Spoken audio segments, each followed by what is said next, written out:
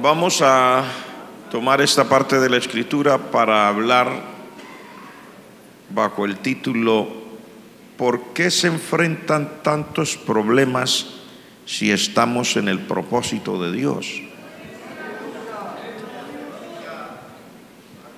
De nuevo, ¿por qué se enfrentan tantos problemas si estamos en el propósito de Dios? Es una pregunta que creo que muchas personas nos habremos hecho en la vida, porque no somos ajenos a las batallas, ninguno de nosotros somos ajenos a los problemas, ninguno de nosotros somos ajenos a guerra sin cuartel que se levanta contra cualquiera. Vamos a tomar esta escritura, el libro de Nehemías y esta historia particular para hacer un paralelo entre lo que es aquella historia, aquel tiempo, aquel momento, los sucesos que acontecieron allá y lo que es mi vida, su vida, la vida de la iglesia y lo que pueda acontecer en nosotros acá. Esto no es necesariamente para esta iglesia local, sino para la iglesia del Señor, pero sí es para la iglesia local, porque hoy Dios nos está hablando a nosotros como iglesia local.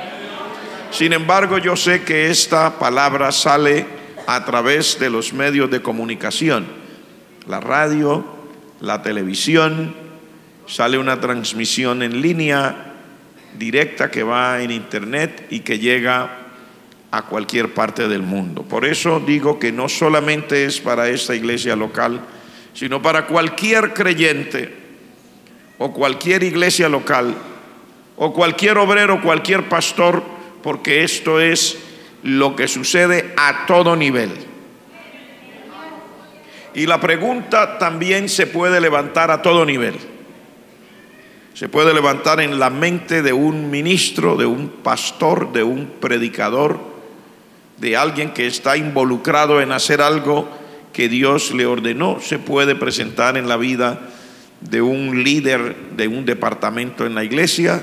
Se puede presentar en la vida de alguien que dirige pastores, llámese presbítero, supervisor, miembro de junta nacional o internacional o al nivel que sea. La pregunta puede resultar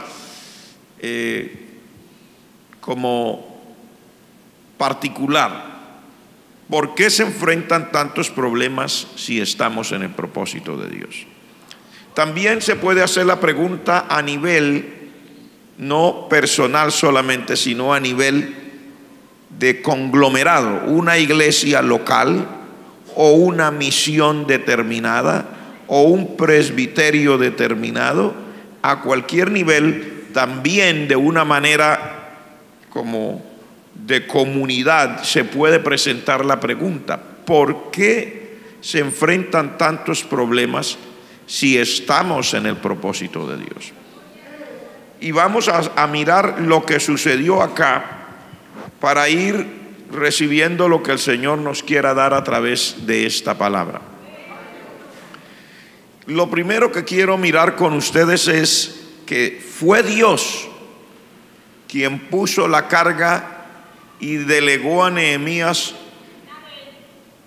Por lo general, las personas decimos incompleto lo que se le delegó a Nehemías, porque normalmente nosotros decimos que Nehemías fue puesto por Dios para reedificar a Jerusalén, lo cual es cierto en parte, pero realmente lo que a Nehemías se le delegó fue mucho más que reconstruir a Jerusalén. Reconstruir a Jerusalén era parte de un proyecto que Dios mismo, a través del rey Artajerjes, le delegó a este hombre de Dios. Porque realmente construir o reconstruir los muros de Jerusalén y poner las puertas lo hizo en un tiempo récord. Pero cuando uno estudia la palabra se da cuenta que a él le fue encomendado ser gobernador de la provincia de Judea. No fue solo reconstruir los muros, a él se le delegó ser gobernador de la provincia de Judea, y el tiempo en el que él reconstruyó los muros fue realmente muy rápido, pero el trabajo como gobernador lo desempeñó durante 20 años, dividido en dos fases. Primero lo enviaron por 12 años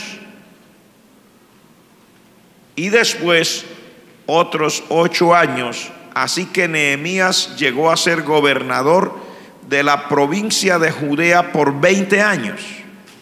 Entonces eso comienza a clarificarle a uno más el por qué se estaban enfrentando unas batallas de este tipo y cómo fue que se desarrollaron.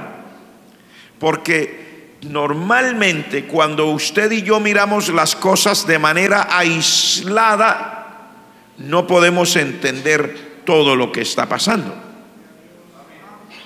Pero si el Señor nos ayuda a mirarlo de una manera completa, global, ¿qué era realmente lo que Nehemías había sido mandado a hacer y por qué tantas batallas, tanta oposición y por qué tantas luchas? Entonces ya uno puede comprenderlo mejor. Dice, bueno, es que ya esto es otra historia. Es que no era solamente reconstruir unos muros, es que no era solamente poner unas puertas, es que era que este hombre había sido llamado a gobernar la provincia de Judea y a llevar y a sacar adelante a Judea y a los judíos como tal. No era solamente edificar los muros, era sacar adelante a ese pueblo. Era volver a levantar, porque Dios había dicho por el profeta Jeremías, cuando el pueblo fue llevado cautivo, que pasarían 70 años. Pero después de los 70 años volverían a ser reubicados en su tierra. Pero Dios nunca quiso y tampoco quiere que una persona, por el hecho de haber tenido un problema como lo tuvieron ellos, tuvieron problemas en su vida espiritual, en su relación con Dios, y por eso tuvieron que llevar una disciplina tan grande. 70 años es mucho tiempo, hermanos. Casi que uno diría es demasiado. Por eso los estudiosos, los que hablan de todo esto, sobre todo los sociólogos, dicen que el caso de Israel y de los judíos en el mundo es un caso sui generis, es un milagro sociológico, porque ellos fueron esparcidos, en este momento son llevados por primera vez, y se supone que en ese tiempo quedaran totalmente, en 70 años se supone que fueran absorbidos, porque ellos no fueron llevados a un solo lugar, ellos fueron esparcidos. Cuando usted lee en el libro de Esther, que son épocas contemporáneas a lo que estamos mencionando hoy, dice que Amán, que era enemigo de los judíos, le dijo al rey de su momento, que era el rey Asuero, le dijo: hay un pueblo esparcido en todas tus provincias. Ellos no fueron llevados a un solo lugar. Esa expresión, porque hay que atar los hilos, hay que hilvanarlo todo para darnos cuenta qué fue lo que pasó. Esa expresión de Amán, que era enemigo de los judíos, que le dice que fueron esparcidos por todas las provincias. ¿Y cuánto era ese imperio de las provincias? Dice desde la India hasta Etiopía. Todo lo que usted considere hoy como el Oriente Medio, el norte de África, todo el Asia y algunas partes de la Europa oriental hasta llegar exactamente a donde hoy está ese famoso canal y donde diríamos que queda Estambul. Todo eso era parte de las provincias, Irán, Irak, Afganistán, hasta la India, dice. Era parte de las provincias gobernadas, y este hombre que era enemigo dijo que ellos estaban en todas las provincias. O sea, ellos fueron esparcidos. Por eso se considera un caso sui generis, es un milagro sociológico. Se supone que siendo esparcidos tanto, solamente en esos primeros 70 años, ya hubieran sido asimilados por las otras culturas. Se supone que comenzaron a casarse con personas de otra raza y comenzaron a hablar otros idiomas y desaparecieran. Luego, si lo trae a la época contemporánea, que todavía existe el pueblo judío y que volvieron a tener naciones, todavía mucho más terrible para hablar, porque entonces estamos hablando de miles de años. Fueron vueltos a poner en su tierra en el siglo pasado, ¿verdad? 1948, mes de mayo, las Naciones Unidas reconocieron de nuevo a Israel como un estado y se llama el Estado de Israel. Y los israelíes o los judíos no solamente volvieron a ser reconocidos como estado, increíblemente otra vez han vuelto a hablar el hebreo. De miles de años, asombrosamente han vuelto a hablar el hebreo. El idioma no se perdió, por miles de años no se perdió. Hay que reconocer que las cosas de Dios son de Dios y que la obra de Dios es de Dios. Y lo que el Señor dice, mis palabras no pasarán. El ser humano no tiene explicación. Nosotros sabemos que no necesitamos explicación. Nosotros no nos basamos en las explicaciones. Nosotros nos basamos en la fe, en lo que el Señor dice. Porque las explicaciones nunca serán suficientes. Las explicaciones siempre se quedarán cortas para poder entender lo que Dios hace. La obra de Dios está más allá de lo que uno puede entender, dice la palabra. Pero ya han pasado los primeros 70 años. En aquel tiempo, que todavía estaba muy cerca, vuelve el pueblo. Hubo algunos retornos. Con Nehemías retornaron unos, con Esdras habían retornado otros, etcétera. Con Zorobabel habían retornado otros. Pero el pueblo que había retornado, en el capítulo 1 de Nehemías dice que él lloró cuando oyó las noticias de cómo vivían los que habían retornado. Dice que él se sentó a llorar porque oyó y le dijeron: mire, donde quedaron las piedras, el escombro de los muros que fueron derribados, ahí están. Las piedras y lo que quede en pie en algunas partecitas del muro, todavía se nota el fuego, porque fueron quemadas las puertas. Todavía se nota esos manchones negros que quedan cuando ha habido un incendio. Las puertas no existen. Todo está lleno de escombros. El pueblo vive por allá, cada uno como pueda, el que pueda. Y eso lo hizo a él llorar, y es cuando aparece Nehemías en la escena. Y entonces dice la palabra del Señor que él oró y él le tuvo que decir al rey, porque el rey le preguntó: ¿por qué estás triste? Y él sintió que corría peligro su vida. Por su responsabilidad, él no tenía el derecho a estar triste nunca delante del rey, porque él era copero del rey y él tenía que probar las comidas y las bebidas del rey antes que el rey comiera, y tenía que hacerlo en presencia del rey, porque a los reyes, como en cualquier época, los enemigos intentan eliminarlos, y ellos sabían que una de las maneras que podrían eliminarlo era por envenenamiento. Entonces los coperos del rey eran personas especializados en hacer comidas, etcétera, en las bebidas, en todo, pero como él era el copero del rey, quiere decir que era el principal entre todo ese equipo. Él tenía que comer delante del rey antes que el rey, en presencia del rey. Él tenía que, si había una torta de postre, él tenía que partir el pedacito que correspondía de esa torta que el rey iba a comer. No era parte, era de esa, y tenía que comer de esa torta delante del rey.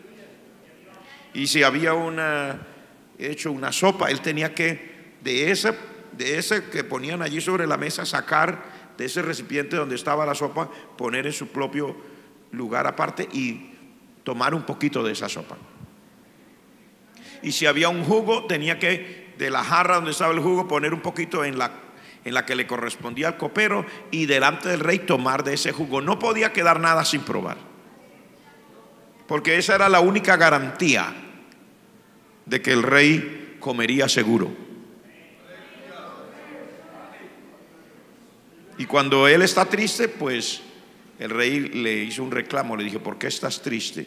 Le dijo: esto no es sino del alma, no estás enfermo. Y enseguida él se asustó, porque imagínese, la única manera que él estuviera triste y no quisiera comer era porque sabía que lo que había ahí podía matarlo. Entonces, en otras palabras, ¿usted está encubriendo que me quieren asesinar? Básicamente sería la pregunta que usted y yo le habríamos hecho. ¿Me está encubriendo que me quieren asesinar? ¿Hay un complot en marcha y usted lo sabe? Entonces él enseguida le dijo: no, rey, pero ¿cómo no estaría triste mi corazón? Y le expresó todo. Dijo: si es que la casa, sepulcro de mis padres, la ciudad, los muros están destruidos, todo está desbaratado, y yo acabo de recibir la noticia, oh rey, ¿cómo no estaría triste mi corazón? Perdóneme, oh rey, por eso. Y comió, y le dijo: y todavía seguiré triste aunque haya comido por esto y por esto. Y entonces el rey le dijo: bueno, ¿y qué pide? Ya entonces sucede todo y él es enviado. Fue Dios quien lo puso. En Dios no hay coincidencias, aunque humanamente, si usted hace un análisis humano, no fue que Nehemías lo delegaron primero para ir como gobernador o a ejecutar la obra que ejecutó en la reconstrucción de los muros. No,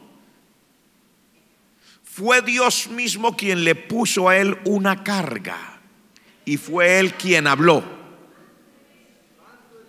No es que otros le dijeron, fue él quien habló. Y él le dijo al rey: envíame, si te parece bien, y yo reedificaré esa ciudad. Pero aunque parezca que fue él, realmente no fue él. Usted sabe que fue Dios, porque Dios es el que produce en nosotros así el querer como el hacer. Además, porque estábamos hablando de una cosa fenomenal. Si lo peor que uno quiere, que uno ve, es lo que menos quiere, cuando una persona le ofrecen un trabajo, quiere ir a mirar qué es lo que tiene que hacer y pregunta: ¿en qué consisten mis responsabilidades? Y cuando hay personas que tienen un tipo de trabajo, como por ejemplo construir. Yo recuerdo cuando estábamos construyendo el sótano que está debajo donde se ponen los vehículos. Cuando estábamos en esa construcción, llegó un momento en que, sacando la tierra, la excavación, apareció agua. Y esa agua resultó ser una fuente, y se llenó eso de barro. Y el que estaba dirigiendo dijo: ¡ay!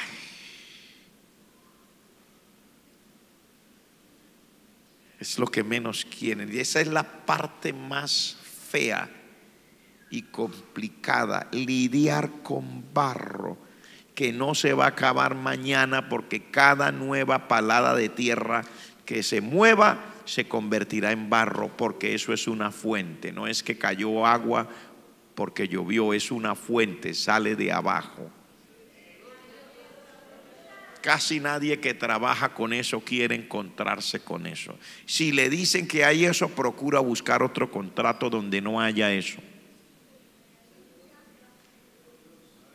Me lo dijeron, lo supe, y siempre será igual.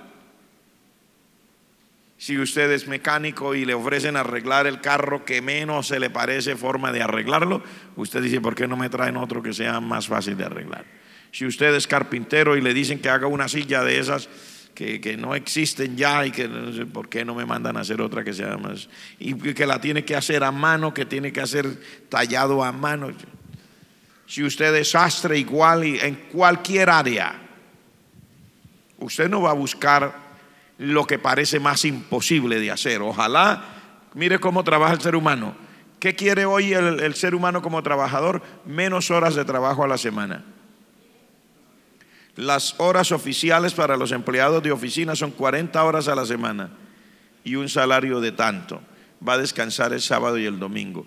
¿Qué están proponiendo ahora? Que haya semanas de 35 y otros han propuesto de 30 horas, con una paga el doble, y que puedan descansar desde el jueves hasta el domingo. Esas proposiciones existen. Otros han dicho no, entonces que no sea tanto así, pero entonces que solamente se trabaje en 5 horas y media al día. O sea, que salga de su casa a las 7 de la mañana, trabaje hasta las 12 y media y regrese el resto del día, pueda estar ahí.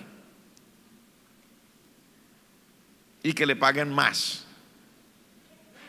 Pero aquí a este hombre no le están ofreciendo ningún salario, ni le están diciendo que el trabajo es poquito, ni que va a ser fácil. Él sabe y le dicen el reporte de lo que hay.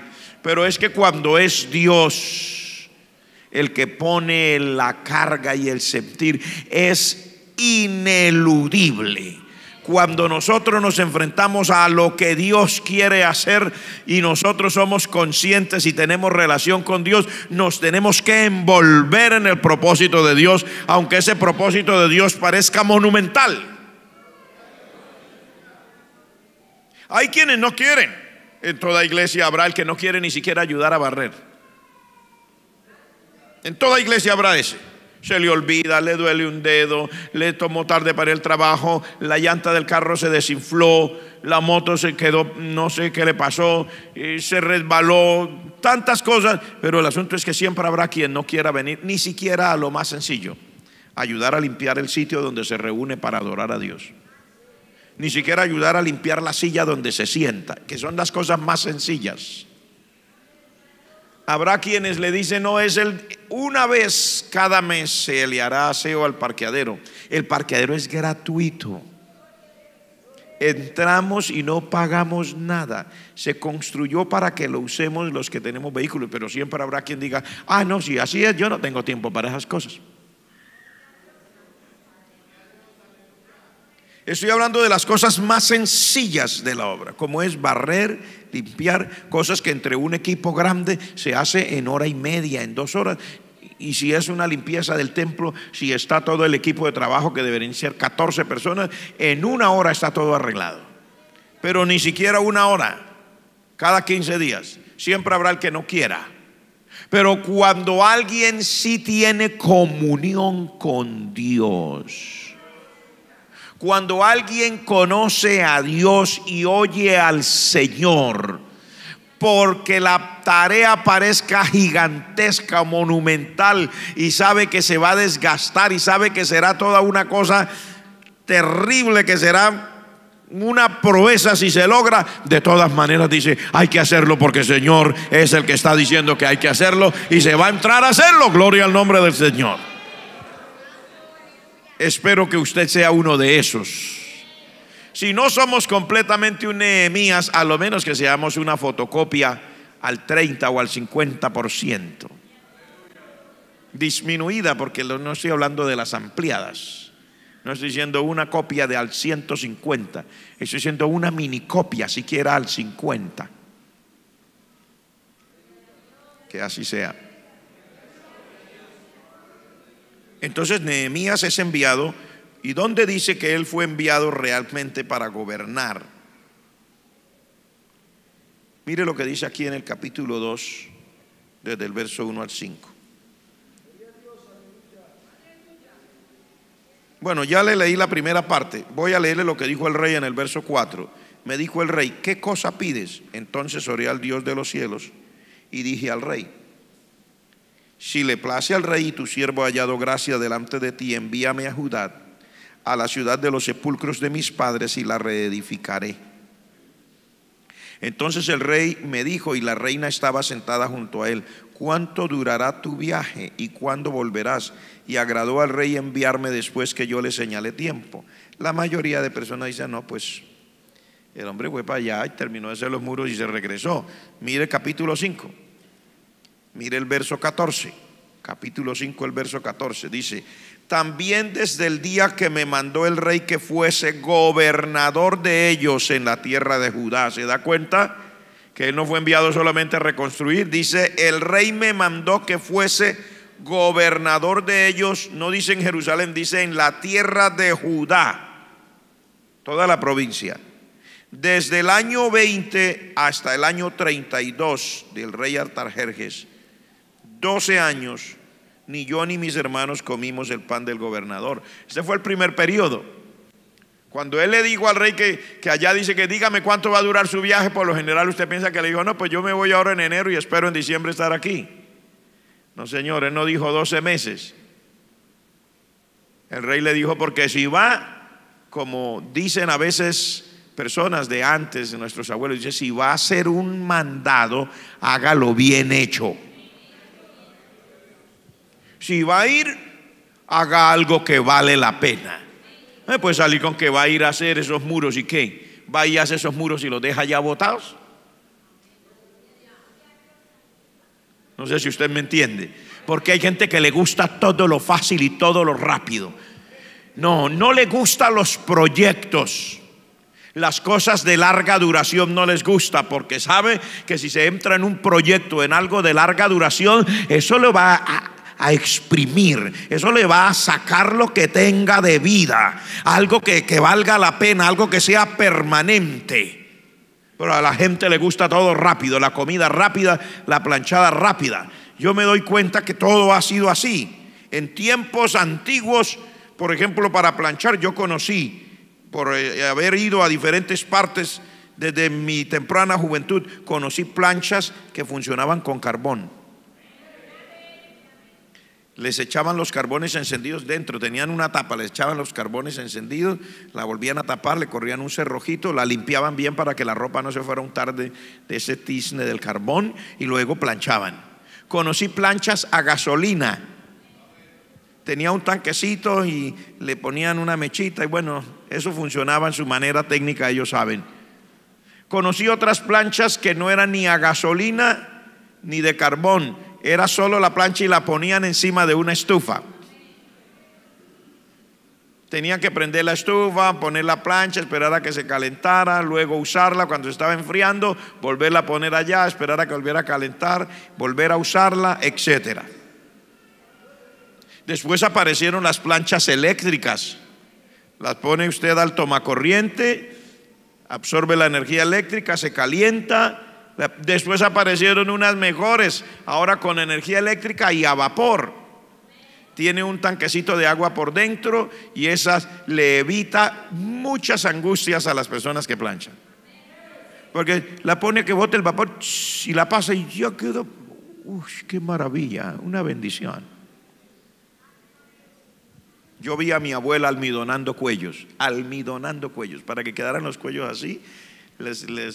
Los sumergían en una cuestión de almidón y luego con esa plancha y qué sé yo. Bueno, pero sorpresa, ahora hay otras planchas más fáciles todavía que esta que uno usa, que le pone allí el vapor y eso. Ahora hay unas que tienen un tanquecito así, usted pone la ropa en un ganchito, tienen una cosita así como un cepillito así ancho, usted pone las cosas así y lo prende y sale.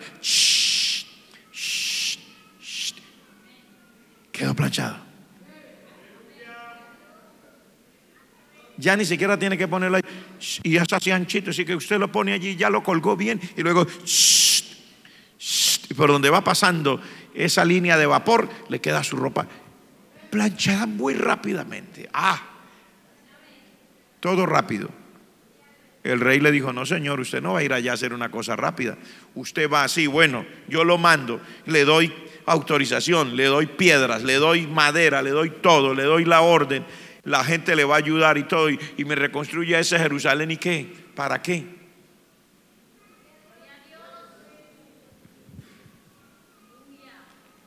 ¿O no? ¿Para qué? ¿Qué va a hacer con eso? ¿Para que se vea bonito? No, señor. Si vamos a reconstruir una ciudad, tendremos que traer gente a que viva ahí, ¿no? Pero para que unas personas puedan vivir en una ciudad, hay que organizarlas, ¿no? Y tendrá que haber un gobernador. De esa será la capital. Y tendrá que, o sea, tiene que hacer que eso sea un proyecto sostenible, para hablar en términos de como lo dicen hoy día.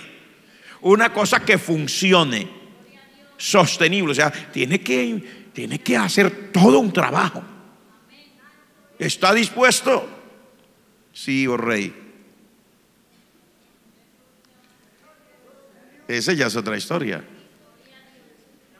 Eso es otra cosa. Y la Biblia dice que la primera vez lo mandó por 12 años. 12. Y él volvió. Y cuando estaba allá, el rey preguntó, le trajo todos los reportes. No vaya a creer como algunos hermanos que todo lo anotan en un papelito. Personas que tienen un negocio, tienen un cuaderno viejo, por todos lados anotan: aquí debe fulano, y encima de eso escriben que debe sutano, y aquí le tengo que pagar tanto y todo, y borran con saliva así, y hacen una cantidad de cosas. No, señor, había que llevar un reporte, había que mostrar libros, había que organizar la hacienda, había que cobrar lo que se necesita cobrar, había que pagar lo que se necesita pagar, había que organizar el templo, había que poner las cosas en su sitio para que el templo funcionara, había que organizar el ministerio, había que organizar el gobierno, había que organizar un ejército. Y él no era guerrero, era copero. Y si usted no lo cree, léase todo el libro y usted se va a dar cuenta que todo eso era parte del proyecto. A veces como que uno hacerle caso al Señor se le convierte en una tarea que uno nunca se imaginó que la iba a hacer, ¿cierto? Hay personas que dirán: Dios mío, me metí en camisa de 11 varas. Es un término que usamos en Colombia para decir: me entré en una cosa que queda demasiado grande para mí. Pero aquí está. De hecho, estamos hablando es por qué hay tantos problemas o si uno está en el propósito de Dios. Bueno, si esto era de Dios, ¿por qué tantos problemas? Hay personas que creemos que porque Dios nos manda, todo tiene que ser fácil. No, señor. Algunos dicen: yo no creo que yo estoy en la voluntad de Dios en este matrimonio, porque yo me casé y desde que me casé no ha sido, y no sufra y sufra y sufra. ¿Usted creyó que se iba a casar para irse de vacaciones al Mediterráneo toda la vida o qué? La señorita pensó que se iba a casar para no volver a cocinar,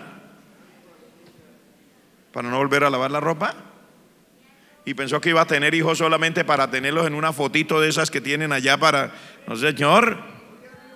Tienen un hijo, si no, pregúntelo a todos los muchachos que recién se casaron. Algunos yo les digo: Mr. Daddy, ¿cómo nos va? Oh, pastor, que tiene la nariz bloguita, que no puede respirar. Y eso, como no, por la noche nos turnamos, mitad de la noche mi esposa, mitad yo, teniéndole la boquita abierta porque no puede respirar por la nariz. Y como está pequeño, no sabe, se duerme y cierra la boquita, se nos puede ahogar. Entonces, algo ahí para tener la lengüita para que respire. No quería casarse, no quería hijos. Ahí los tiene. Son una belleza. Algunos creen que solamente tiene los hijos para vestirlo bonito y sacarlo allá el día sábado y el día domingo a pasear por el centro comercial. Miren mi belleza, miren mi belleza. Vean lo que tengo, hijo de su papá. Y eso pelean entre la señora y el señor. No, se parece a mí. No, sacó mi raza. No, señores, no es para eso. Hay personas que creen que la vida, que cuando se entra uno en un proyecto, que las cosas tienen que ser fáciles. O algunas personas, por ejemplo, llegan a una iglesia y creen que la iglesia tiene que ser todo fácil. No, en la iglesia, o sea, aquí, mejor dicho, todo el mundo me tiene que recibir así, porque aquí está el amor de Dios. Sí, hermano, aquí está el amor de Dios, pero le aseguro que habrá gente que le hace unas caras a usted como si tuvieran cólicos, y es probable que las tenga.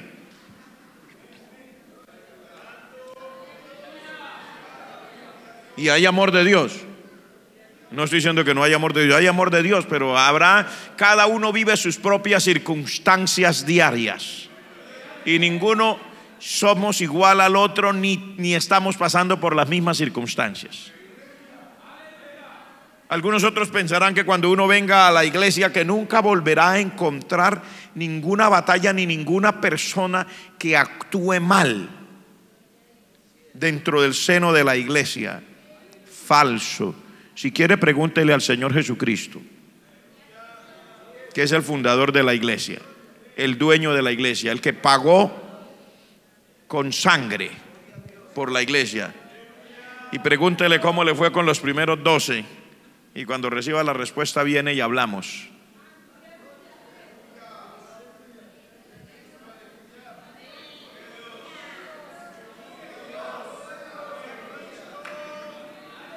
¿Sí? Si quiere, pregúntele al Señor. No sé, pero ¿dónde le pregunto? Pregúntele aquí en la palabra.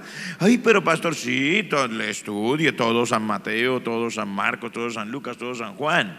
Anote los punticos y mire a ver cómo le fue con Pedro. Mire a ver cómo le fue con Tomás. Mire a ver cómo le fue con Judas. Mire a ver cómo le fue con Juan y Jacobo. Pregúntele al Señor. Usted sabrá que los proyectos de largo plazo no son, como decimos nosotros, una perita en dulce, no son un postrecito para después del almuerzo, son proyectos, propósitos de Dios. Y en medio de todo propósito habrán batallas. Mire, cuando este hombre llega, lo primero que encontró fue 3 enemigos importantes. Mire, capítulo 2, apenas va a llegar, todavía no está ahí a Jerusalén, apenas va a llegar, apenas viene cruzando la frontera. Dice en el verso 9: vine luego a los gobernadores del otro lado del río y les di las cartas del rey, y el rey envió conmigo capitanes del ejército y gente de a caballo. Verso 10 del capítulo 2: pero oyéndolo Sanbalat horonita y Tobías el siervo amonita, les disgustó en extremo que viniese alguno para procurar el bien de los hijos de Israel. Algunas personas se han preguntado, bueno, la Biblia habla de 3 enemigos acérrimos de Nehemías y de la reconstrucción. ¿Cómo se llamaban? Sanbalat horonita, Tobías amonita y otro más. ¿Cómo se llamaba? Gesem el árabe. Y usted dirá, pero ¿por qué? ¿Pero por qué? O sea, ¿cuál era el misterio? ¿Pero por qué se oponen tanto a Nehemías? Usted tal vez no haya fijado, porque uno lee la palabra de Dios como quien lee las noticias. Atención, Bucaramanga, en el día de ayer fue esto, tal cosa, y ya. No, señor, estas no son las noticias del periódico, esto es para estudiarlo. ¿Qué dice aquí? Vine luego a los gobernadores del otro lado del río y les di las cartas del rey, y ellos las leyeron. Y cuando las leyeron, dice, oyéndolo Sanbalat y Tobías, les disgustó mucho. Resulta que para la información suya, Sanbalat, Tobías y Gesem también eran gobernadores de provincias.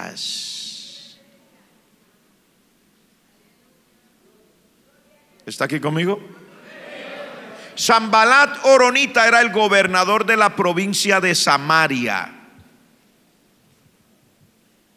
Tobías amonita era el gobernador de la provincia de Amón. Y Gesem era el gobernador de la provincia de Arabia. Y luego mandan a Nehemías para que sea gobernador de la provincia de Judea. Ahora estamos hablando entre gobernadores, señores. ¿Ahora le va quedando más claro? ¿Le va quedando más claro? Se encontró con 3 soberanos enemigos acérrimos. ¿Por qué? Porque como yo le he dicho a usted más de una vez, y aquí en el culto todos decimos amén. ¿Entendimos la palabra amén? ¿Está claro? Amén. Cuando se levantan los problemas se le olvida el amén. Cada uno quiere correr por un lado porque se le olvidó lo que oyó y lo que dijo que entendió. Resulta que son gobernadores de provincias. Gesem era el gobernador de la provincia de Arabia. Tobías era el gobernador de la provincia de Amón. Y Sanbalat era el gobernador de la provincia de Samaria. Y como mandan ahora a Nehemías a que sea el gobernador de la provincia de Judea, pues ellos de una vez se pusieron así. ¿Por qué? Porque hay a quienes les conviene que el pueblo esté por allá subyugado, desbaratado, destruido, porque así ellos pueden reinar más fácil en su pedacito. O sea, hay quienes no quieren, para que me entienda en términos muy nuestros, hay quienes no quieren competencia en los alrededores.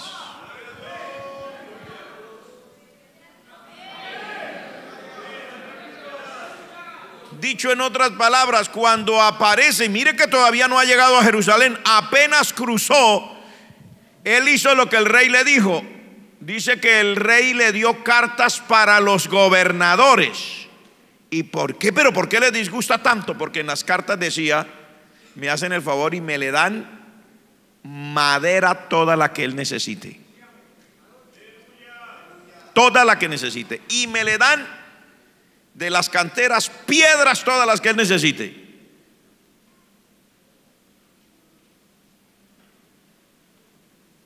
Me le dan todos los materiales que él diga. ¿Qué estamos diciendo? Ahora les va a tocar compartir lo que a muchos no nos gusta cuando nos tocan el bolsillo. A ver, ¿por qué están tan serios conmigo hoy? Porque hay quien Dios le da y Dios dice que seamos generosos y compartir. Amén. Hasta todo el discurso, hasta ahí todo va bien. El día que le diga ahora a usted, saque y haga con este. Ah, no, pastor, perdone, pero yo he sudado mucho mi trabajo mío, con mi sabiduría mía, con mis habilidades mías.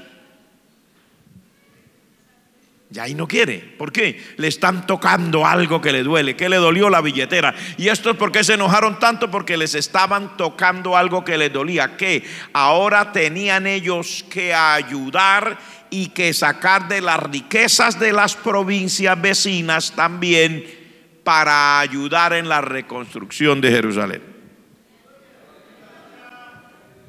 Mire lo que dice. Había una carta para Asaf, guarda del bosque del rey, para que me dé madera para enmaderar las puertas del palacio y para el muro de la ciudad. O sea, ahora tenían que sacar de los recursos.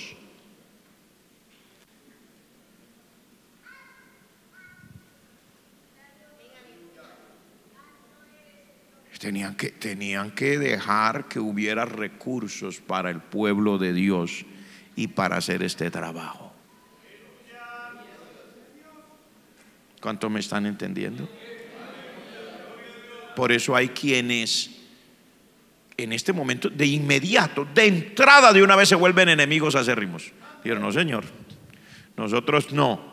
Y dice claramente, se enojaron que viniera alguien para procurar el bien de los hijos de Israel, del pueblo de Dios. ¿Por qué? Porque el beneficio, la prosperidad de uno siempre será tragedia para otros. Téngalo por seguro. Por eso es que hay quienes no les gusta la competencia. En este caso, estos gobernadores no les pareció bien para nada que viniera uno y la carta decía: ahí yo mando a Nehemías para que sea gobernador de la provincia de Judea, y yo, dice el rey, quiero que él me levante los muros de la ciudad otra vez, me le ponga las puertas, y quiero que el Señor que me guarda los bosques allá me le dé toda la madera que necesite y me le den toda la piedra que necesite. Eso quiere decir, ahora había que comenzar a compartir.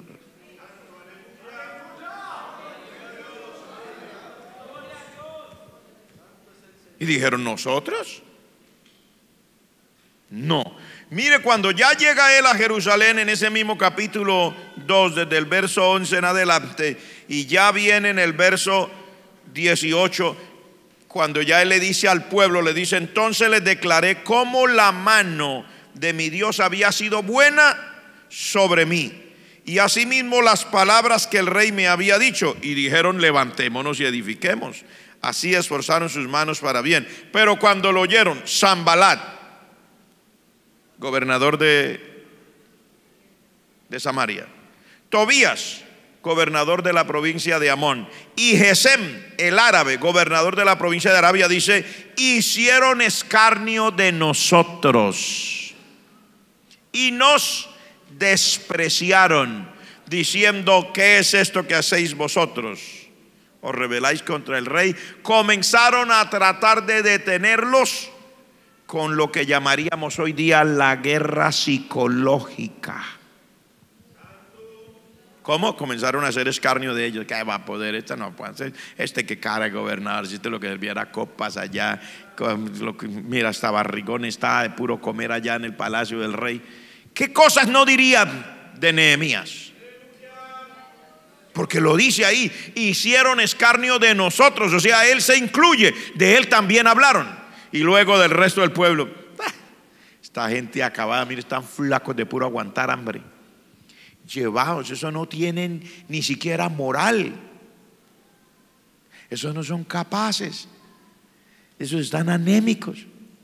¿No los ves raquíticos? Esa era la guerra psicológica. Por ahí comenzó el asunto. La guerra psicológica. ¿Por qué? Porque ellos dijeron: hay que desmoralizarlos para que no avancen. A usted le parece fea la guerra psicológica, ¿cierto? Cuando alguien habla mal de usted, ¿a cuánto les parece feo eso? Ay, sí, hermano, yo sí quiero ser creyente, pero a mí que me respeten. Yo no soy quien van a venir a hablar de mí lo que primero se les viene a la cabeza. No, señores, o me respetan o yo me hago respetar. Pero no se preocupe, cuando uno está en un verdadero proyecto de Dios, cuando uno está en un propósito genuino del Señor, usted va a encontrar de todo como en botica. Como dice la gente, de todo hay en la viña del Señor. Estos tres enemigos eran enemigos acérrimos de Nehemías, y eran enemigos acérrimos del pueblo de Dios, y eran enemigos acérrimos del proyecto que Dios le había encomendado a Nehemías. Gloria a Jesús. Ahora, yo quiero decirle algo más. Cuando yo he estudiado este libro, que lo he estudiado desde diferentes ángulos, orando al Señor, me encontré con que estos tres enemigos acérrimos, que eran gobernadores de provincias vecinas, tenían aliados encubiertos dentro del pueblo de Dios. Y los encontré y los tengo aquí escritos por nombre. Tenían su gente dentro del mismo pueblo de Dios. Dicho en otras palabras, el pueblo estaba infiltrado. ellos se habían dado la sagacidad de infiltrar al pueblo de Israel para poder mantenerlos como estaban.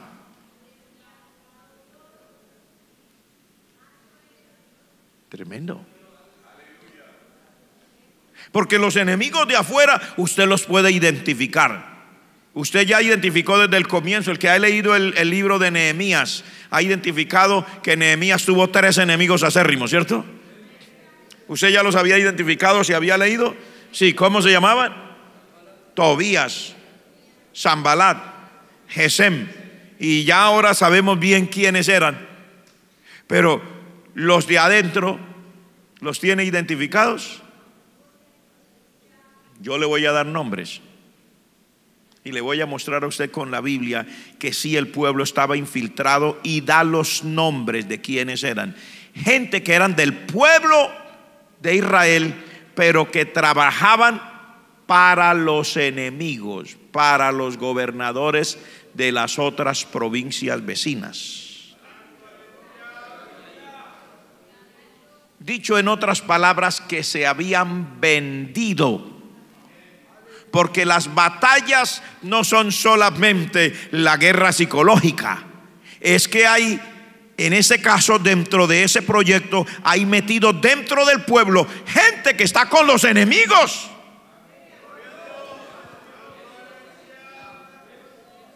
Están infiltrados.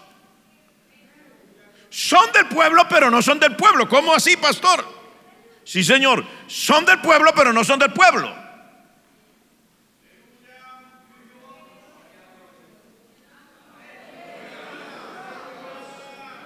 Y siempre habrá quienes son del pueblo, pero no son del pueblo.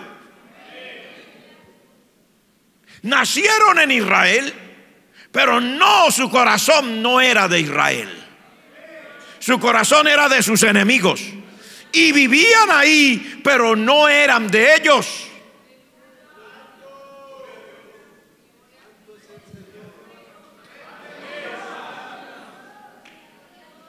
Al igual que pasa hoy día en una misión, en una iglesia local, en un presbiterio, puede haber gente que son del pueblo, pero no son del pueblo. Nacieron ahí, se criaron ahí, tienen la ciudadanía de ahí, pero no son de ahí. ¿Por qué no son de ahí? Porque tienen su corazón con los enemigos. Hay gente que siendo de ahí, naciendo ahí, hablando el idioma de ahí, teniendo la cultura de ahí, todo lo de ahí, no son de ahí. Igual pasa en la iglesia del Señor Jesucristo. Hay personas que nacieron ahí, hicieron su decisión de fe, se bautizaron ahí, aprendieron ahí, hablan como los de ahí, viven como los de ahí, pero no son de ahí. No son. Y están ahí. ¿Y cómo están? Como infiltrados. ¿Para qué? Para hacerle caso a todo lo que el enemigo del pueblo, que el Señor los reprenda, les diga, les insinúe. Están algunos enquistados ahí para tratar de alguna manera de ser un instrumento de deshonra, para tratar de encubiertamente, algunos tienen la esperanza de bajarle la doctrina, el nivel de moral, el nivel de santidad al pueblo que está ahí. Ellos están empeñados en eso, están ahí. Están ahí, pero no son de ahí. Son del pueblo, pero no son del pueblo. Algunos están empeñados, mire, se lo aseguro porque lo encuentro en la palabra, y se lo aseguro que no me equivoco, que en toda iglesia local, incluyendo esta, en el mundo entero, habrá gente que son del pueblo, pero no son del pueblo. Y ellos están empeñados en quedarse ahí como un quiste maligno, como un tumor canceroso, que vaya poco a poco matando las células vivas. están empeñados en quedarse ahí en su condición, una condición de podredumbre espiritual y moral, una condición de desgracia espiritual y moral, una condición de mundanalidad encubierta. Algunos con su pensamiento y su corazón, hay quienes apoyan a Tobías, a Sanbalat y a Gesem, y dicen que Gesem es mejor, que Sanbalat es mejor, que Tobías es mejor, que Nehemías no. Nehemías no es bueno. Y no estoy hablando en este caso del nombre del pastor, estoy hablando, hay quienes piensan que los de afuera son mejor que los de adentro, y hasta lo exteriorizarán a través de los años de mi vida. No tengo muchos, pero un poquito más de 50 años de estar en el camino del Señor, porque entregué mi vida al Señor siendo muy niño, y un poquito más de 40 años de estar de tiempo completo en estos menesteres. Y lo he oído a través de los años, personas diciendo: para eso me quedo con los inconversos, que son mejores que los creyentes. Yo voy a la palabra, no se me hace extraño. Así pasaba en aquel tiempo y así pasará en este. Habrá quien le parece que otro es mejor que lo que tiene, que Tobías es mejor que Nehemías, que Gesem es mejor que Nehemías,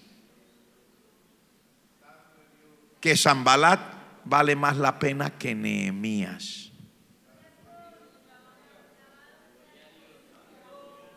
que mejor los árabes que los israelitas. Aunque nacieron israelitas, aunque se criaron israelitas, aunque hablan el idioma de los israelitas, aunque viven la cultura de los israelitas, aunque vistan el vestido de los israelitas, su corazón no era israelita.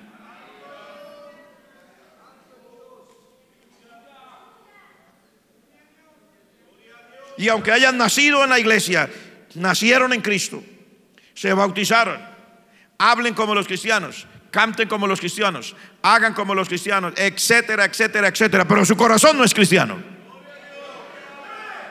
¿Quién? No lo sé. Lo está diciendo por mí. Yo no sé, mi hermano. Hay personas que a veces se enojan y se aprovechan de eso y dicen: ay,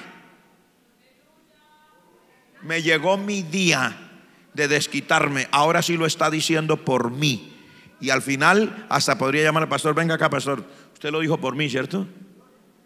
Y yo lo miraría a los ojos y le diría: sí, claro. Yo no lo iba a decir por el proyector, no lo iba a decir por la cámara de la televisión. Lo que yo diga de la palabra de Dios no lo voy a decir por estas flores que de paso son artificiales, que se ven muy bonitas. Yo no voy a decir esto por el púlpito. Yo no voy a decir este mensaje por este piano o como usted le quiera llamar. No voy a decir esto por estos parlantes. Yo no voy a decir esta palabra de Dios por el, ¿cómo le llamaríamos a esto? Mural, la foto, lo que usted quiera. Yo no voy a decir esto por el piso ni por el cielo raso. Yo digo esto por usted. ¿Por quién más lo voy a decir? Por usted. Pero no se preocupe, si usted no está así, pues no es por usted. Pero si usted está así, pues sí es por usted.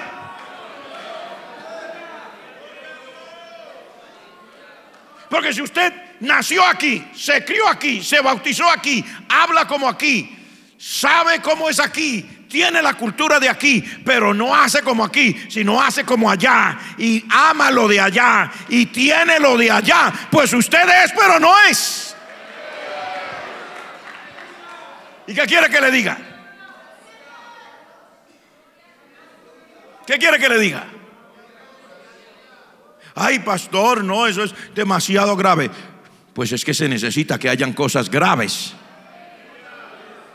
Porque si usted nació aquí, se crió aquí, sabe hablar como aquí, sabe vestir como aquí, pero tiene corazón como allá y vive como allá, hace como allá y ama lo de allá, pues usted es de aquí, pero no es de aquí. Usted es del pueblo, pero no es del pueblo. Pastor, ¿me está echando? No lo estoy echando. Le estoy diciendo que usted es del pueblo, pero no es del pueblo. Y si hoy usted quiere ser del pueblo y se da cuenta que no es del pueblo, usted tiene aquí este altar abierto. Lo único que tiene que hacer es salir corriendo de su silla, tirarse en la presencia del Señor, pedirle al Señor: perdóname, Señor, porque estoy viviendo al revés. Y arrepentirse. ¿Cómo voy yo a ser del pueblo de Dios si conozco todo lo de Dios y hablo como si fuera de Dios, pero no vivo como una persona de Dios? Si es una muchacha que está en edad ya de enamorarse y anda enamorada, cuando no le corresponde, a las escondidas por allá dando malos testimonios, así sea con un mismo muchacho de la iglesia,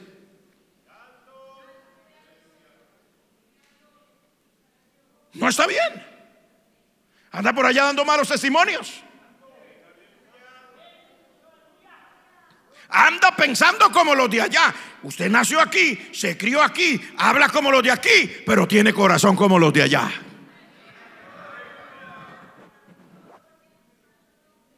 ¿Y qué quiere que le diga? Se lo tengo que decir. Habían aliados que eran infiltrados de Tobías, de Sanbalat y de Gesem el árabe, y estaban en el pueblo, y se los voy a mostrar.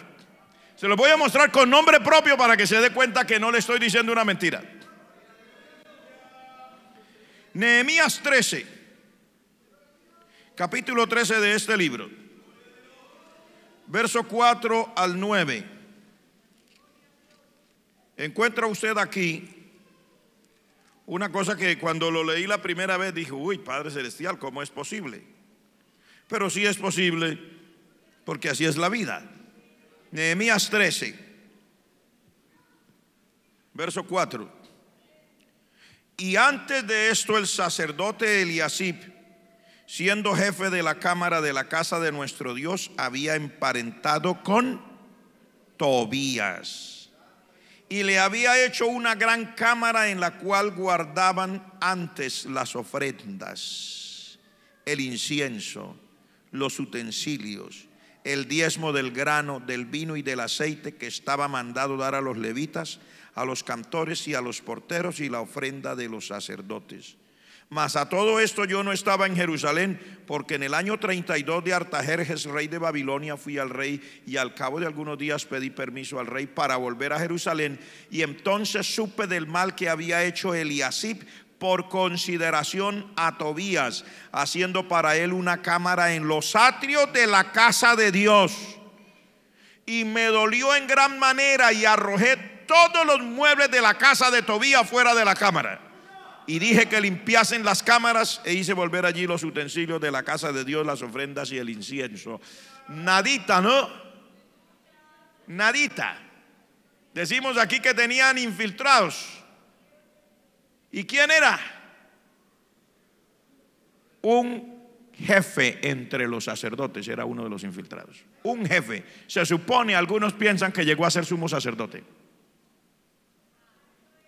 porque tenía tanto poder en la casa de Dios sobre los demás sacerdotes, que fue capaz de mandar a desocupar una parte de la casa de Dios que estaba preparado, donde se guardaban los utensilios y se guardaban los diezmos, se guardaban en la casa de Dios.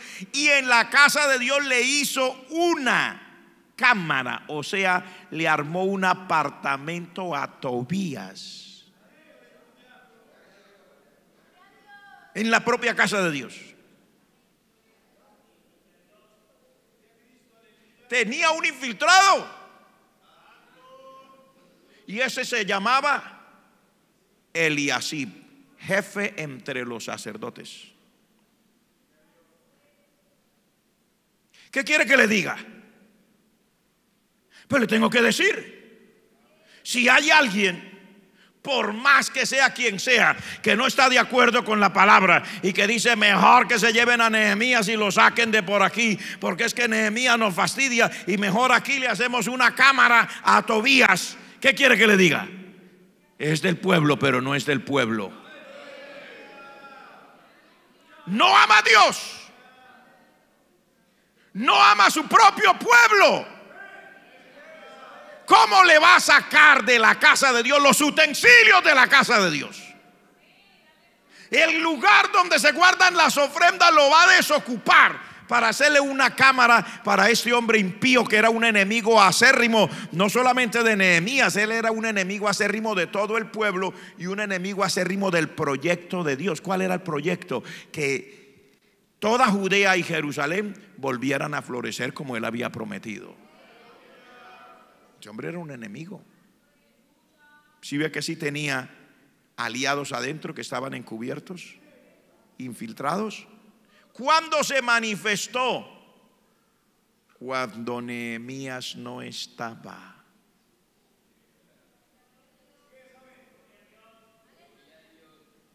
¿Está usted aquí? Porque mire lo que dice. Y antes de esto, el sacerdote había hecho esto y esto y esto. Dice en el verso 6: mas a todo esto yo no estaba en Jerusalén, porque me había ido a darle los reportes al rey.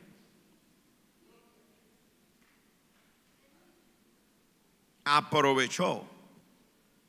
Hay gente ahí sentada esperando para aprovechar la oportunidad.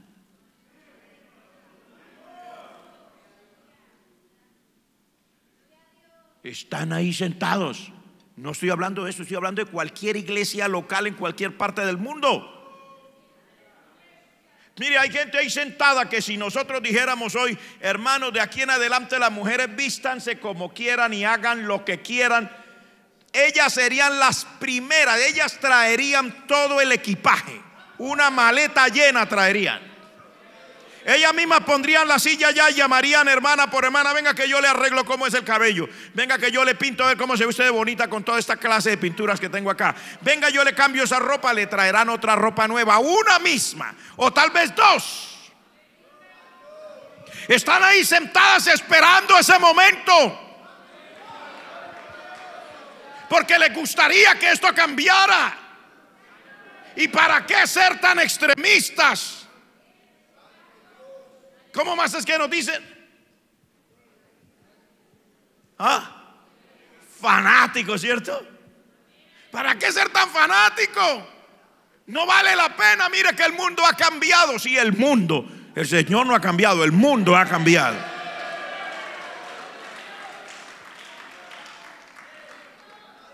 O hay quienes esperan que la iglesia acepte el homosexualismo como parte de su vida. El Señor reprenda al diablo.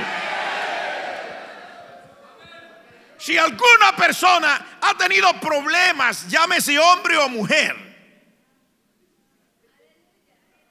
sea hombre que guste de los hombres o mujer que guste de las mujeres, y viene y se arrepiente de todo corazón y le pide al Señor que lo cambie, la cambie, el Señor es poderoso para romper esas cadenas que le están atando. Sí es poderoso. Digo que sí es poderoso. Digo que sí es poderoso. Si le gusta, diga amén. No estoy tan convencido. Algunos no dicen amén.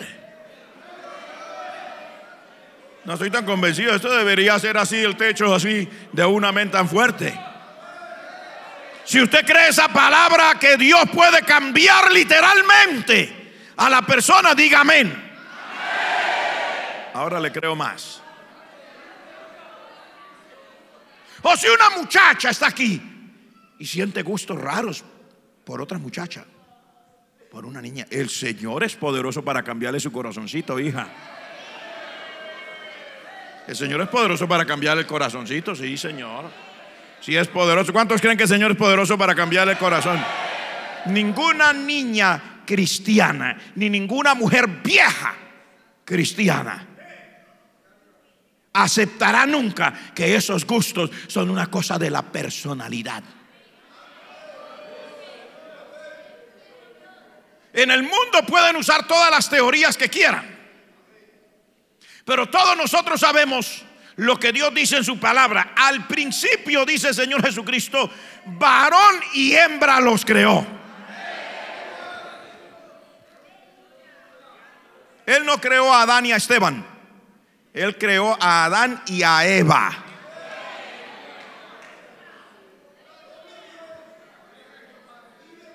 Él no creó a Eva y a María. Creó a Eva y a Adán. ¿Cuántos me están entendiendo la idea? Dios no se equivoca.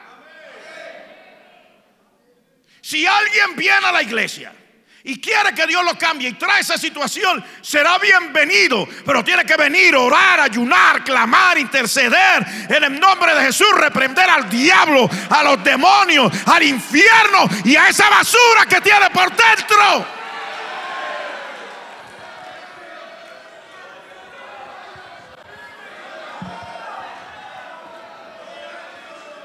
¿Cómo va alguien a querer insertar dentro de la iglesia? ¿Cómo va alguien a querer poner dentro de la iglesia su inmundicia, su basura? No puede ser. No puede ser. Si tiene miedo, pues salga corriendo. Pero si cree la palabra, diga amén. No podemos aceptar la basura, la inmundicia, la inmoralidad, la vejación. No lo podemos aceptar. No lo aceptaremos. Si alguien tiene problemas de ese tipo y tiene un corazón sincero, que venga y verá que Dios lo cambia. Pero si no tiene el corazón sincero y si sabe que su corazón está detrás de esa basura, detrás de esas cosas inmundas, apestosas, ¿por qué viene? Entonces, ¿para qué aparece? ¿Está tratando de dañar a alguien más? ¿Qué se propone en su corazón? ¿Qué lo trae? Bendito sea el nombre de Jesús. Si alguien está corrompido, quiere que el Señor lo cambie, el Señor lo cambia. Pero si alguien está corrompido y lo que quiere es corromper a los demás, el Señor lo puede matar también.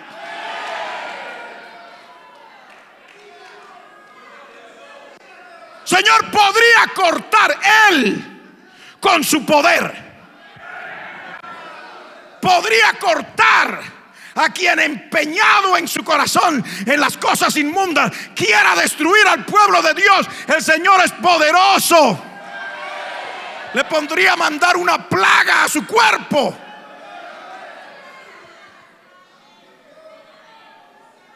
Si usted cree a la palabra, diga amén. Dios podría hacerlo. Dios no lo hace porque Él es misericordioso, porque Él es clemente. Pero si fuera necesario, Él también es poderoso para hacerlo. Amén. O alguien a creer, no hablemos de esas otras historias, a creer que va a convertir la iglesia como en una caverna donde va a practicar todo tipo de adulterios y fornicaciones, y creer que no pasa nada, y para que pongan, como siempre, para que pongan el evangelio por el piso, para que hablen mal de las cosas de Dios, para que hablen mal de la iglesia donde están, para que hablen mal del pastor, porque siempre será igual. El otro vayase y toda el agua sucia le cae al resto del pueblo. No, pues si usted tiene luchas, usted es humano, cualquiera puede tener luchas. No estamos diciendo que no vaya a tener batallas, porque usted cuando tiene las batallas, usted sabe que tiene un Dios poderoso, un Dios grande, un Dios que es sobre todos los dioses, que es capaz de ayudarlo a romper con las cadenas del diablo. ¿Está usted aquí conmigo? Lo que uno no puede convertirse es en un infiltrado del enemigo de la obra, que es el diablo, que el Señor lo reprenda. Eso no puede ser. Yo a veces he recibido como pastor de la iglesia llamadas que me hacen sacudir. Digo, Padre Celestial, no puede ser. No puede ser. Pero tampoco me la paso predicando de esto a cada rato, porque esto es la palabra que Dios le dé a uno cuando Dios le dé. Y hoy me la dio. Y miedo de predicar la palabra no tenemos ni tendremos. Si alguien quiere practicar sus inmundicias y lo que quiere es vivir su vida inmundicia, sepa que Dios no lo dejará estar dentro de la iglesia. Dios lo va a acosar. Dios lo va a acosar. Dios lo va a acosar. Llegará el día que no será capaz de estar aquí. Si usted se quiere infiltrar, el poder de Dios y la gracia de Dios y el Espíritu Santo obrará de tal manera que usted no será capaz, no resistirá a estar aquí. ¿Cuántos creen que Dios es poderoso para hacerlo? Levante la mano el que cree que Dios es poderoso para hacerlo. Si usted viene aquí es porque usted ama esto. Nadie lo obliga a venir aquí. Nadie lo obliga a salvarse, ni Dios lo obliga, menos nosotros. Amén, hermanos. Pero ahí estaba, este era uno, pero no, ojo que no era uno solo. Mire lo que dice aquí en el capítulo 6, verso 10 al 14. Estamos aquí hablando con estos caballeros. El capítulo 6. Otro infiltrado dice: vine luego a casa de Semaías, hijo de Delaía, hijo de Mehetabel, porque él estaba encerrado, el cual me dijo: reunámonos en la casa de Dios dentro del templo y cerremos las puertas del templo, porque vienen para matarte. Sí, esta noche vendrán a matarte. Entonces dije: un hombre como yo ha de huir, y quien que fuera como yo entraría al templo para salvarse la vida. No entraré. Y entendí que Dios no lo había enviado, sino que hablaba aquella profecía contra mí, porque Tobías y Sanbalat lo habían sobornado. Porque fue sobornado para hacerme temer así, y que pecase y le sirviera de mal nombre con que yo fuera infamado. Acuérdate, Dios mío, de Tobías y de Sanbalat conforme a estas cosas que hicieron. También acuérdate de Noadías profetiza y de los otros profetas que procuraban infundirme miedo. Es que habían profetas también metidos en el asunto, vea. Habían profetas también metidos en este negocio, enredados con los enemigos de Israel. Uno se llamaba Semaías y le dio una profecía. Le dio una profecía: entremos en la casa de Dios y encerrémonos ahí, porque esta noche vienen para matarte. Sí, esta noche vienen a matarte. Tremendo. Era un profeta. Este era un profeta. Y no era uno solo. Mire que en el último verso que leí, el verso 14, él hace una oración: Dios mío, acuérdate de Noadías profetiza. También había una mujer enredada en eso, y también le gustaba profetizar. Noadías. Y de los otros profetas que procuraban infundirme miedo. O sea, aquellos se habían puesto de acuerdo a decir: entre todos lo asustamos. Usted le profetiza así, yo le profetizo así, verá que el hombre se asusta y ya no más.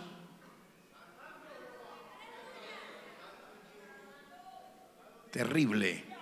Pero Dios es el dueño de su obra. Y Nehemías se dio cuenta y dijo: esta no es palabra de Jehová. Esto es un soborno que le dieron a ustedes. Les dieron fue plata. A ustedes le dieron fue dinero para que ustedes me hicieran a mí asustar, para que yo no siga adelante con el proyecto que Dios me puso. Un hombre como yo va a huir, a esconderse para salvar la vida. No, no me voy a esconder y punto. Más bien voy a ir a orar. Y se fue a orar: Señor, acuérdate de esta cantidad de pícaros. Acuérdate de ellos, Señor. Mira cómo han tratado de infundirme miedo. Porque, hermanos, asombroso, pero la gente que esté allí, que son del pueblo pero no son del pueblo, uno de los métodos que usan es hacerle dar miedo, creer que si le logran infundir terror a usted, usted se va a desbaratar.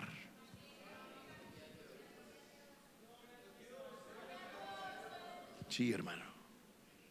El Señor nos ayude para que no nos dejemos ser presa del miedo. ¿Cuántos quiere que el Señor nos mantenga libres del miedo?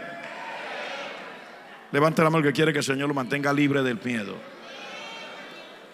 Si quiere que el Señor lo mantenga libre del miedo, aplíquese Salmo 27, del 1 en adelante. Tómese 3 cucharaditas en la mañana, un cucharonado grande al mediodía y como 5 cucharonados antes de acostarse. Jehová es mi luz y mi salvación, ¿de quién temeré? Jehová es la fortaleza de mi vida, ¿de quién he de atemorizarme? Cuando se juntaron contra mí los malignos, mis angustiadores y mis enemigos para comer mis carnes, ellos tropezaron y cayeron. Aunque un ejército acampe contra mí, no temerá mi corazón. Aunque contra mí se levante guerra, yo estaré confiado, porque una cosa he demandado a Jehová y esta buscaré, que esté yo en la casa de Jehová todos los días de mi vida, para contemplar la hermosura de Jehová y para inquirir en su santo templo. Porque Él me esconderá en su tabernáculo en el día del mal, me ocultará en lo reservado de su morada, sobre una roca me pondrá en alto. Luego levantará mi cabeza sobre mis enemigos que me rodean, y yo sacrificaré en su tabernáculo sacrificios de júbilo. Tómese unas buenas cucharadas en la mañana, otras buenas cucharadas al mediodía y unas ollas completas de esa palabra por la noche, para que se nos quite el miedo. ¿Cuántos quiere que se nos quite el miedo? Levante la mano el que quiere que se le quite el miedo. Levante las 2 manos el que dice: pastor, siga hablando esa palabra así. Amén, dígamelo, porque si no me lo hice de todas maneras voy a acabar de hablarle. Hoy fue el día. Si a usted le gusta, la vamos a hablar. Si usted me dice que la hable, la vamos a hablar. Y usted me dice no la hable, la vamos a hablar en el nombre de Jesús.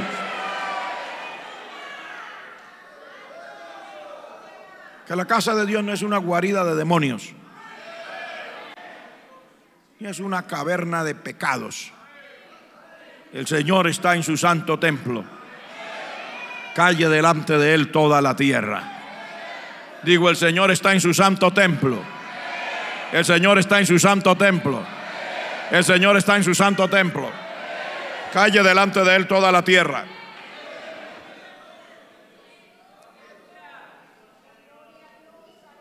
Voy a mirar una cosa más y dejamos el resto para despuesito, como para otra porcioncita. ¿Cuántos quieren doble porción? ¿Cuánto le gusta cuando Dios nos da porciones así?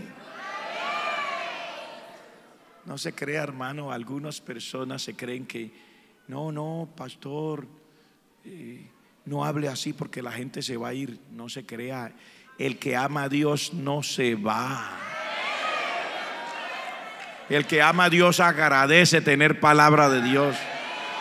El que ama a Dios aplaude y dice: uy, aleluya, Señor, me alegro de que me hables así. El que ama a Dios no tiene miedo, no, Señor.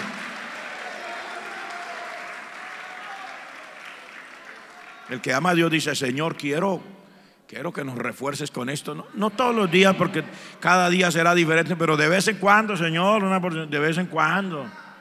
Sí, claro, es que así es. Aquí en el capítulo 4, en el verso 11 y 12, dice algo más. Otros enemigos que estaban adentro, que eran parte de los enemigos, pero que eran del pueblo, pero no eran del pueblo. Y sucedió, capítulo 4, verso 11, y nuestros enemigos dijeron: no sepan ni vean hasta que entremos en medio de ellos y los matemos y hagamos cesar la obra. Verso 12, pero sucedió que cuando venían los judíos que habitaban entre ellos, nos decían hasta 10 veces: de todos los lugares donde volviereis, ellos caerán sobre vosotros. Habían unos que vivían entre ellos, dice. O sea, se la pasaban llevando y trayendo. Miren que el muro ya va por aquí. Ellos les dije, vaya y dígale que los vamos a matar. Venían. Ellos dicen que los van a matar. Venían y miraban. Ya pusieron el marco de la puerta. Iban y decían, ya pusieron el marco de la puerta. Dígales que ahora sí vamos a desbaratar 10 veces. Volvían. Ellos dicen que los van a desbaratar 10 veces. Y volvían y miraban y ya pusieron un cerrojo. Iban y decían, uy, pero mire, ya pusieron un cerrojo. Para ahí dígale que nos vamos a unir los tres, Tobías y todo, y los ejércitos, y vamos a arrasar. Que mandan a decir que los van a arrasar. Eran los razoneros del diablo.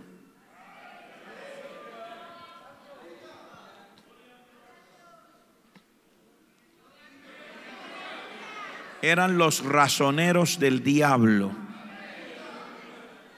Eran los que se la pasaban diciendo toda suerte de cosas negativas, y como no se puede decir profetizándole porque no era una profecía, pero era a cada rato diciendo malas cosas acerca del pueblo y engrandeciendo más a los enemigos y poniéndolos a ellos por el piso. Mire lo que les decían.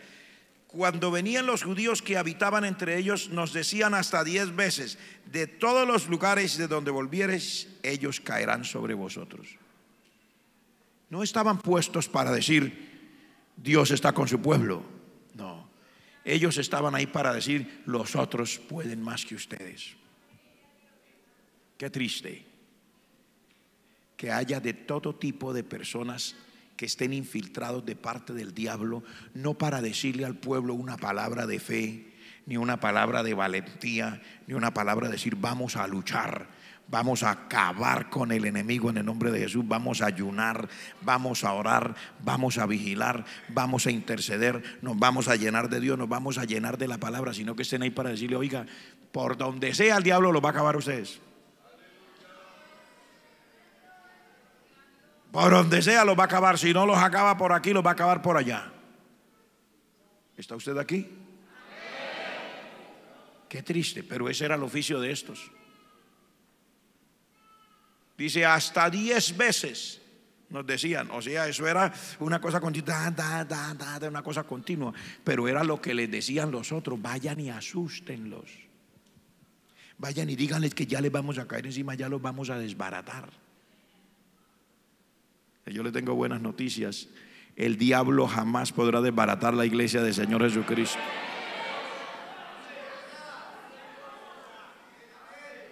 Se lo digo de nuevo, para el que quiere y ama a Dios, esta es una buena noticia. El diablo no podrá nunca desbaratar la iglesia del Señor Jesucristo. Nunca. No ha nacido ni el primer demonio, con todas sus astucias. Nunca ha sido capaz ni será capaz, porque la iglesia no es del pastor, la iglesia no es de la misión, la iglesia no es del supervisor nacional, la iglesia no es de la junta nacional que nos dirige. La iglesia de Jesucristo es de Jesucristo. El Señor Jesucristo la compró con su sangre. El que la lleva adelante es el Señor Jesucristo. ¿Cuántos lo creen?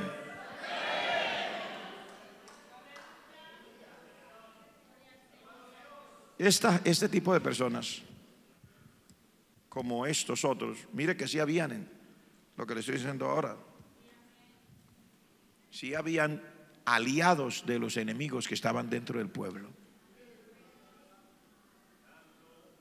Y les di los nombres, y usted lo puede leer otra vez en su casa, para que se dé cuenta que eso no es nada nuevo. Pero estos últimos parece que era más de uno, porque no da los nombres. Dice los que vivían entre ellos.